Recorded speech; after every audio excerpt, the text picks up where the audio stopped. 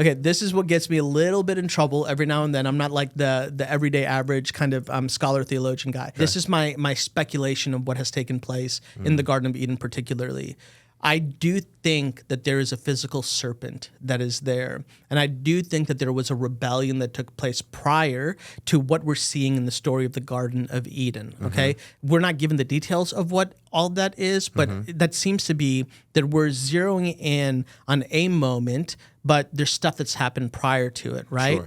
And so what it seems to me is that the reason why God gives Adam and Eve a task to guard, the Hebrew word is shamar, to guard Eden. That's the exact same word that's used of the Levitical priesthood in order to protect the temple. It's the same word that's used of the watchmen on the walls in Nehemiah to protect the city. Okay. And it's a word that's used to cultivate and care for a garden, right? So that's the word that's used for Adam and Eve. Why give them that task? Why give them a task to guard or to protect unless there is something on the outside to protect from, right? So this is now where I go into speculation. I think probably what's happening is there's a disembodied spiritual being who we have come to know as the Hasatan, the Satan, and creates an unhappy alliance with a physical, literal being called a serpent, right? This, if I were to write like a fiction book one day, this is kind of like the area I'd go. It says that all of the animals were brought to Adam to be a suitable helper, but not one of them was found. But there's a detail about the serpent, that the serpent was crafty. The Hebrew word is a room, that it was, it was wise, but it was kind of like wise in a sneaky kind of way. This is just me, so please, y'all, don't email me about this. This is just speculation.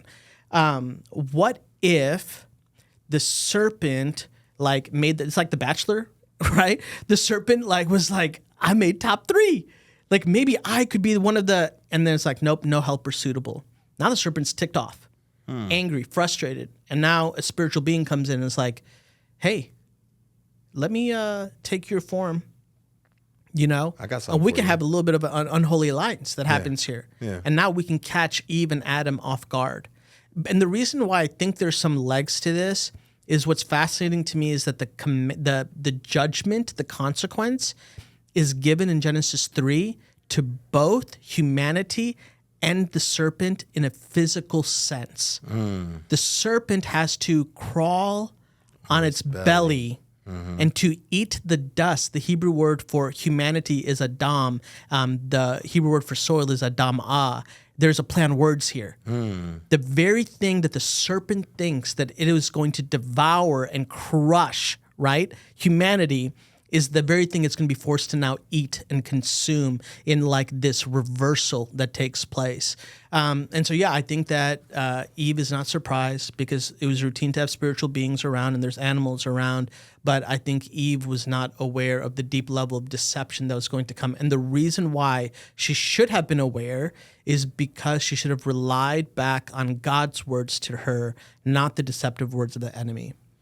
Okay, so the Joel take is that, hey, or the Joel speculation, shall I say, is that, hey, there was a draft, and to see who could be a suitable helper for man, and Serpent was like, I know I'm getting drafted. Right, I'm crafty. Right, I'm a crafty. It's me, fam. Yeah, I'm definitely going to the league. Yeah, and he doesn't get drafted. And it's like, oh shoot! Now, the question I wonder is this could go in so many ways. Is this a fallen world? Because does the serpent have the capability of being? What does disappointment look like in a pre-fallen world? You know what I mean? So I think one of the things that messes us up is when we think of Eden. I think we use language that is imprecise. Okay. So we talk about Eden as if it was perfect. Okay. But perfect has in mind completion. Eden is not complete. Eden is the perfect building blocks in order to get to the completed state, right? Okay. Adam and Eve have all the things they need to build this kingdom of God. And so, I just go back to and this is definitely hypothetical, but I just wonder what those talks with God would have been like. Like, would Adam have been like at one point, him and Eve are processing life? This is what like my wife and I do. I'm not a runner for fun or a walker for no reason, just so you know. My wife and I, we've been married for 16 years.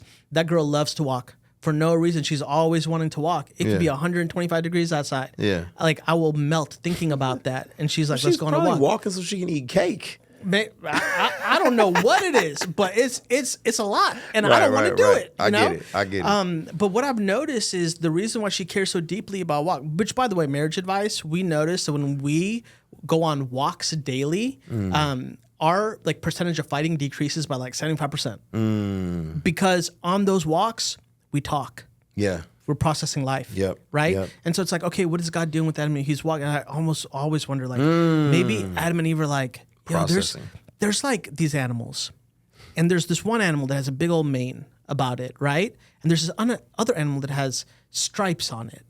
And like the one, I think that with the mane needs to be lion. That's the name of the lion. But this other one looks kind of like that, but has stripes. Maybe it's elephant. Maybe elephant, but I don't feel that. And they go on a walk and they present it to God, and God's like, have you ever thought about that big old animal with the trunk? It's like, oh, that could have been the elephant. Let's grab this one as tight. So this is kind of like funny, and I'm making this exaggerative. Sure. But the reason why I'm doing that is to try to point out that a lot of times we take the humanity of the biblical text out of it, and we read it flat, like as if life is not being lived, as if not there isn't confusion, as if there's not process to be made. And I think Eden is a place for creativity. It's new heavens and new earth. It's like our future existence is not disembodied, right? Like ethereal living. It is embodied. It is Jesus who right now is in his resurrected body, you know, who invites us to a banquet, to eat, to participate in the new heavens and new earth. Why do you think, well, you talk about flattening it out, right? And that's a very good observation, right? I love cultural context. I don't think I look at the cultural context of some of the stories, specifically in Genesis, because I've heard so many vantage points that, well, this one could be figurative, this could be literal. Sure. This is Gilgamesh's, this is a remix of this. And you're like, so how do I insert cultural context, humanity in the midst of it all? And then let's be real. I mean, it's okay. It's easy for us to embrace. Well, not easy for us. I would say there are some of us who it's easy for us to embrace the idea of a supernatural realm and demons and so on and so forth. It's not as easy for us to embrace certain things that we see in Genesis for whatever reason. Yeah. Like, and I'm pointing to myself because I believe, and I've always believed, that there is a God who is wrapped in human flesh, who died for my sins and resurrected. I believe that. Yeah. That is supernatural. It doesn't make sense. It's crazy to the scientific mind. Yeah. But I've struggled historically, not anymore. I've struggled historically to believe that there were giants walking the planet called Nephilim. Right. And are they demons or are they not demons? Why is that? What is that tension for you? And then what the heck are Nephilim? I mean, first of all, I think you just nailed it. C.S. Lewis has this really great quote. I opened The Unseen Battle with this. It comes from Screw Tape Letters, and I'll summarize him. He's basically like, listen, the enemy loves one of two things. Loves our obsessive nature to the things of the spiritual cosmic realm. Secondarily, loves if we act like none of that exists. Like we're living in total neglect of it. The enemy loves to play in both spaces. And the language he uses is, he loves it when we are passionate about like the magicianship of it, or we become materialistic, like we demythologize the Bible. And you just said it, bro. It's like, man, we as followers of Jesus, that our whole faith hinges on like this statement, that we believe that God became man, didn't lose an ounce of his divinity, took upon humanity, came to us through immaculate conception, through literal virgin birth, lived a perfect life, died on a real Roman cross, went to a grave, on the third day rose, defeated sin and death through death itself, and then hung out with the homies for a period of 40 days just to prove the point, and then literally ascends to the right hand of the, like, what part of that is not cosmic in nature? Sure. Right. And yet, why do we want to demythologize the rest of the scriptures? And so I think discernment is really important, that we're reading these texts in light of its natural context, and that we take a look at the Hebrew language and the way that the authors are actually presenting this to us.